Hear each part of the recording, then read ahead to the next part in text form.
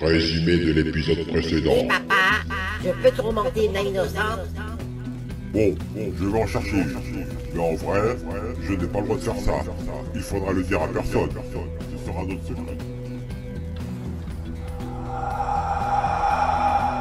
Je me nomme Kako Micropou. Je suis le percepteur des enfers et je vais relever les quotas d'âme.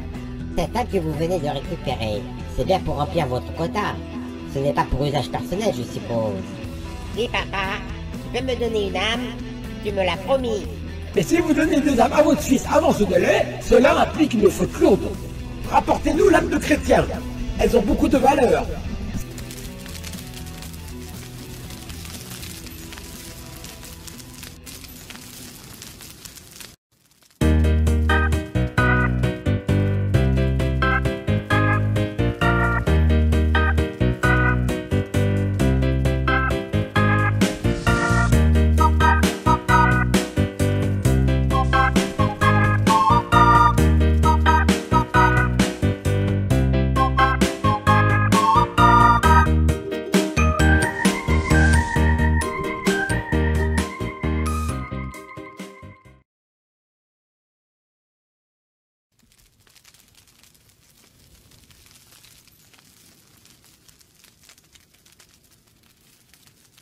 Bonjour, papa. Mais d'où tu sors? Des enfers? Je torturais des âmes qui n'étaient pas à moi. C'est bien mon petit Philistou. Tu es un méchant petit garçon. C'est triste, papa. Un peu... C'est parce que tu n'as pas pu me donner une âme? Oui. J'aurais tellement voulu que tu aies ton âme à toi tout seul. C'est pas grave, car quand je serai grand, je serai collecteur, comme toi. Tu sais, papa est le plus mauvais collecteur d'âmes des enfers. J'espère que tu feras mieux. Mais non, papa, c'est toi le meilleur. Pourquoi tu dis ça? Parce que tu dis toujours la vérité. C'est comme ça que tu pièges les humains, alors que les autres, ils font que mentir. C'est pour ça qu'ils en ont plus. Mais c'est le but, mon fils. On est des démons, et pour réussir, il faut savoir tricher, utiliser les méthodes les plus ignobles. Si tu sais pas mentir, tu pourrais devenir un ange. Mais j'étais un ange avant, un chérubin. À l'époque, je m'appelais Sixmi, et j'étais au service de Dieu. Le grand D, quoi.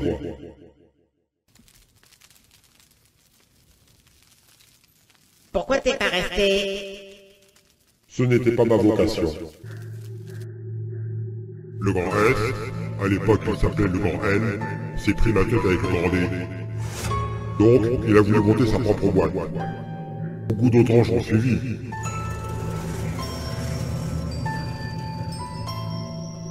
Ces anges sont ensuite devenus des démons et ont eu un certain succès. Ils avaient foutu un beau bordel sur Terre. C'était magique.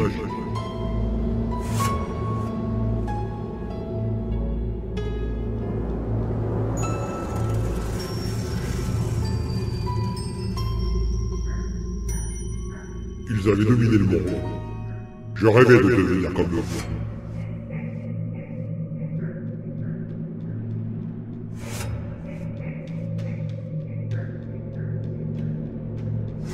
Il y a 2000 ans, un peu plus, j'ai décidé de les suivre à mon tour.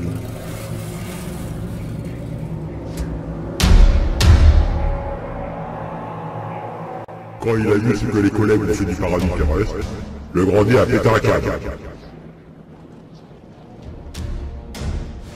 Il a ensuite envoyé son fils pour régler le problème. Au début, ça nous a bien fait marrer. Même si on était un peu inquiets, il faut le reconnaître. Mais on lui a collé la misère au fils grand D. Qu'est-ce qu'on a ri? Mais quand le grand S l'a provoqué en duel dans le désert, il est parti en pleurant. Et là, on a commencé à flipper. Et au final, JC a eu le dernier mot, il nous a mis dérouillés à tous. Et depuis, on est condamné à rester sur Terre et à être jeté dans les temps de feu. C'est quoi les temps de feu? L'enfer si tu veux. Et depuis, on a monté une petite boîte. Mais on sait que ça ne durera pas, et on sera tous rétrogradés au même niveau que les âmes que nous tourmentons. Mais c'est super, papa. Et pourquoi mon petit Filiscou? Parce que les autres démons, ils se moqueront plus de toi. C'est toi qui rigoleras. Mais tu as raison. Ils ont beau corrompre un maximum d'âmes, ils deviendront aussi médiocres que moi, et tous leurs efforts auront été inutiles. Cela dit, je ne veux pas être au service de Silico Capopou. Il y a quand même des limites. Je vais corrompre un quelqu'un. Dis papa, pourquoi t'as plus la même tête qu'avant? Je te raconterai ça d'autres jours. Il y a encore beaucoup de choses qui sont arrivées depuis.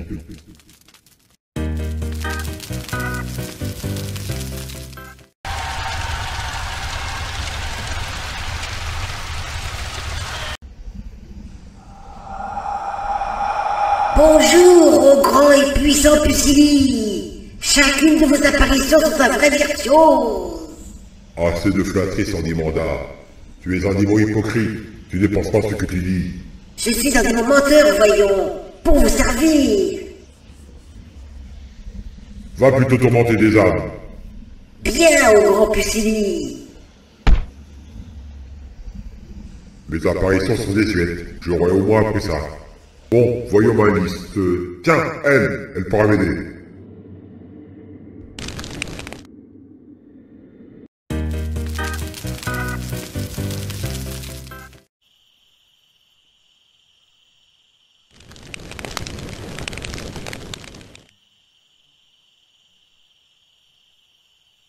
On est où, papa? On est dans une forêt, dans le Poitou, chez une amie. C'est pour le boulot. Attends-moi ici, je reviens. Vous vous êtes bien foutu de ma gueule quand vous m'avez proposé pour rester dîner. C'est vous qui avez libéré les lapins de leur cage. Jamais je ne tuerai un animal, plutôt mourir. Eh bien, vous allez mourir. De quoi vous plaignez-vous? J'ai oublié les sorties. Je reviens. Ne bougez pas.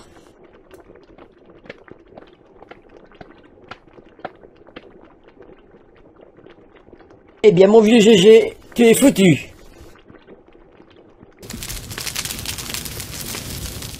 Mortel, je peux t'aider.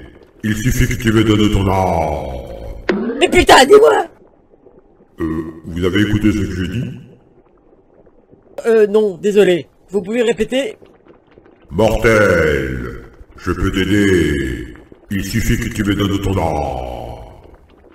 C'est ça. Vous m'aidez, et ensuite mes souffrances continuent en enfer. Écoutez, j'ai déjà eu cette discussion. Je ne vais pas m'éterniser là-dessus. Vous acceptez, oui ou non? Dites-moi d'abord si j'ai raison. L'eau commence à bouillir. Putain, mais je vais signer votre contrat, maniez. Si vous pouviez rester poli, ça ne coûte rien.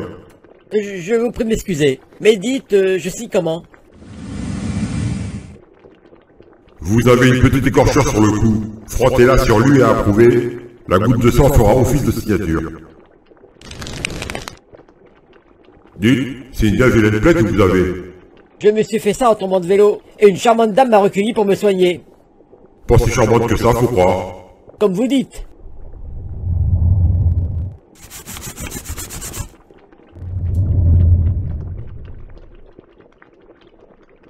Sans vous commander, vous pouvez me libérer. Oh, bien sûr. Tenez, vous êtes libre. Dites, maintenant que je suis libre, je ne vais pas mourir dans un futur proche. Vous croyez pas que vous amusez là? Je ne suis pas votre carien. Vous pouvez disposer. Je suis confus. Merci monsieur, et adieu. Eh bien non, du coup, on se reverra. Ah oui, bien sûr. Eh bien, au revoir. À tout à l'heure.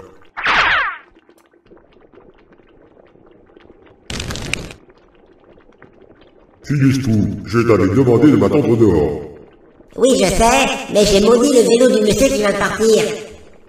C'est bien, fiston. Papa est fier de toi.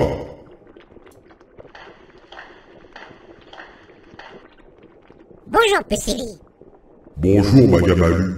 Pas de chichi. Appelle-moi Maggie. Salut, Maggie. Tu te souviens de mon petit Filistou? Oh, mais qu'il a changé. Bah oui, tu m'as fait cuire dans une marmite quand j'étais un enfant humain. Et tu es devenu un horrible petit démon. Maintenant, Filius, attends papa dehors. Et ne sois pas trop sage.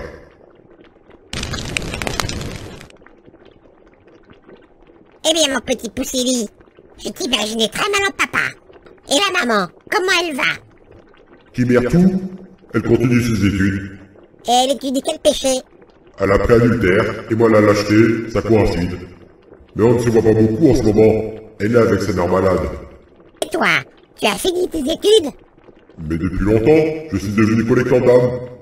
Et ça marche? Pas terrible. Le grand S, enfin son représentant, m'a demandé de corrompre l'âme d'un chrétien. C'est toujours Maître Doxia? Toujours. Tu n'en aurais pas un à me proposer. Eh bien, suis-moi. Je vais voir dans mes astres.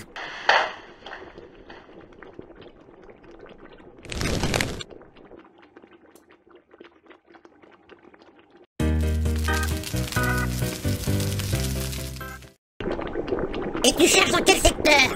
Poitiers, c'est le secteur où j'étais affecté. Ah, tu étais le dernier de ta promo? Mais pas du tout, sinon j'aurais été à Paris. Bien sûr. Attends, je tiens quelqu'un. Qui est-ce? Un prédicateur. La petite soixantaine, 30 années d'expérience. C'est pas un peu trop pour moi? Je viens de me faire congeler par 3 prêtres. Là, c'est différent. Il a la foi, mais sa connaissance de la théologie surpasse son altruisme. Il est devenu trop sûr de lui et manque d'empathie et déborde d'ambition. Mais c'est bien ça, un croyant qui veut être calife à la place du calife. Il est à point. Il adore s'écouter parler. Et tu pourrais avoir l'âme de ses fidèles. Ils sont en admiration devant lui. Je peux le trouver où exactement?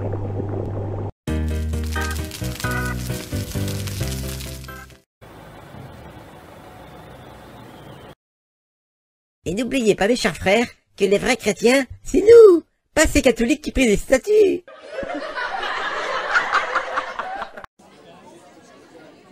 Bonjour, monsieur Dery. J'aimerais vous parler. Monsieur Dery. Monsieur Dery. Pourquoi vous ne me répondez pas? Veuillez ne pas importuner monsieur Dery. Arrêtez de vous plaindre sans arrêt. C'est insupportable. Laissez-le, laissez-le. Il n'est pas venu à l'église depuis 3 mois. Il aura des comptes à rendre à notre sauveur. Mais justement, je peux vous expliquer pourquoi. Arrêtez de vous centrer sur vous-même. Nous aussi nous avons nos problèmes. Et nous venons tout de même au culte. Kevin, pendant que je vous tiens, j'aimerais vous voir pour vous parler de votre prochain culte sur le retour des fils prodigues.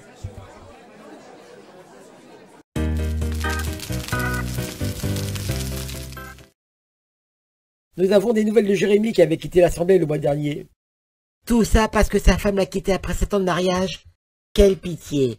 Enfin, elle s'est mise en ménage avec Jacques, un chrétien remarquable. Elle sera bien mieux avec lui.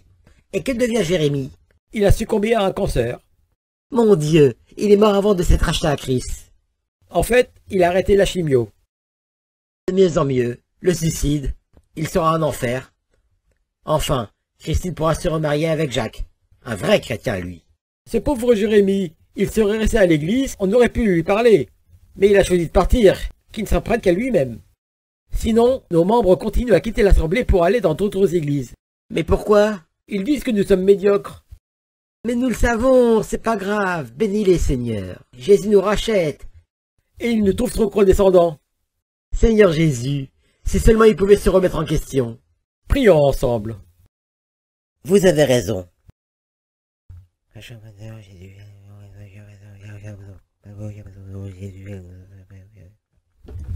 Ils sont à point au grand Poussili. C'est le moment en effet, mais je préfère attendre. Leur prière vous dérange? Non, leur bureau est trop petit et je suis claustrophobe.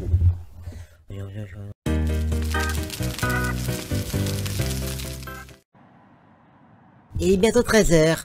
Je dois aller au CHU. Vous allez voir le frère Ambroise? Il s'est cassé la jambière. Non, je vais aller convertir de nouvelles âmes, leur montrer que nous sommes des gens bien. Des gens bien, par la grâce du Christ. Oui, bien sûr, par la grâce du Christ. Et pour le frère Ambroise? Il n'a pas pris la peine de nous prévenir de son accident, et il n'est pas venu à notre réunion de prière mardi dernier. Mais s'il daigne m'appeler, je lui demanderai de me rejoindre. Avec son plâtre. Si Ambroise se serait reposé comme le Seigneur Jésus lui demandait, il n'aurait pas travaillé 7 jours sur 7 pour sauver sa boulangerie. Le Seigneur a voulu le rappeler à l'ordre. C'est à lui de faire des efforts maintenant. Je dois y aller. Je dois apporter de nouvelles âmes à notre église. J'ai un quota à remplir. Vous voulez plus de fidèles? Il suffit de me donner votre âme. Et nous n'avons pas peur. Le Christ est notre allié. En effet, vous n'avez aucune emprise sur nous. Je vois ça, c'est impressionnant. Et si j'insiste?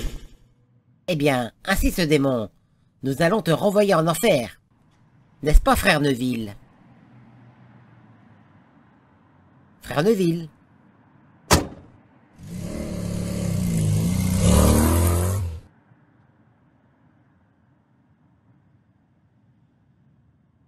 Alors, on fait quoi? J'ai un peu froid tout de même. Tu vas avoir très chaud, démon. Car je te chasse et je te lie au grand nom de Jésus. Sérieusement, je fais quoi là? Parce que ça devient embarrassant. C'est toi, démon. Tu es démasqué. Démasqué? Mais c'est mon vrai visage là. Tais-toi, tais-toi, tais-toi. Je t'entends pas. Jésus-Christ en moi, tu ne peux rien faire. Vous acceptez mon offre? Je la refuse, Méphistophélès. Non, Méphistophélès, je le remplace. Il y a eu une embrouille avec un autre damné. Moi, c'est Poussili-Pou. Mais pas, vile créature. Tu ne me fais pas peur. Tremble et fuis devant la seule colère de mon puissant maître et sauveur, Jésus. Ok, je m'en vais, mais vous me signez un contrat avant. Mais casse-toi, fils de pute. Je vous en prie, si je puis dire. Un peu de respect. Ta gueule. Je reviendrai quand vous serez calmé. Dégage. À demain alors. Je te chasse. Pour le contrat, j'apporterai le stylo. Casse-toi.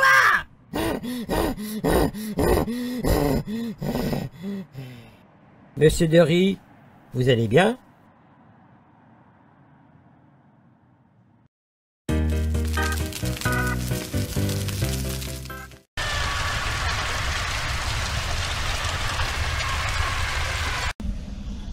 Dis papa, t'as réussi à récupérer l'âme d'un chrétien? Pas encore, mon petit Philippe. Pourtant, je devrais, mais je n'arrive pas à le faire signer. Tu vas réessayer? Bien sûr, mais je ne suis pas un démon harceleur. Ça ne sera pas retenu sur mon dossier. Dis papa, pourquoi t'as pas gelé quand t'as vu les chrétiens? C'est la foi des humains qui nous fait ça. Mais ce chrétien-là n'a pas vraiment la foi. Il la confond avec la théologie. C'est pour ça que j'ai pu rester avec lui. Alors pourquoi t'as pas eu son âme? Parce qu'il connaît mes pièges. Mais si vraiment je persiste, je l'aurai à l'usure. Mais ça me prendra un délai assez long. Et mon délai est très court. Pourquoi n'essayez-vous pas la ruse, ô grand Poussili? Eh bien, j'ai toujours fait comme ça. Et vous n'êtes pas trop rusé non plus, ô grand Poussili. C'est le grand S qui est surnommé le malin. Mais les autres démons sont bien plus malins que vous, pourtant. Alors là, ça reste à prouver, ça reste à prouver. Vous êtes le démon qui possède le moins d'âmes en enfer. C'est un indice. Dis mon petit Philistou, c'est bien toi Louis? Oui papa. Et si tu voulais l'âme du pasteur quand tu feras la tournée avec tes copains? Mais on vole des âmes aux humains seulement quand ils ont pas de bonbons. Et si c'est quelqu'un qui veut suivre la Bible à la lettre, il ne se fera pas Halloween? Alors là c'est sûr. Alors, c'est qui le malin?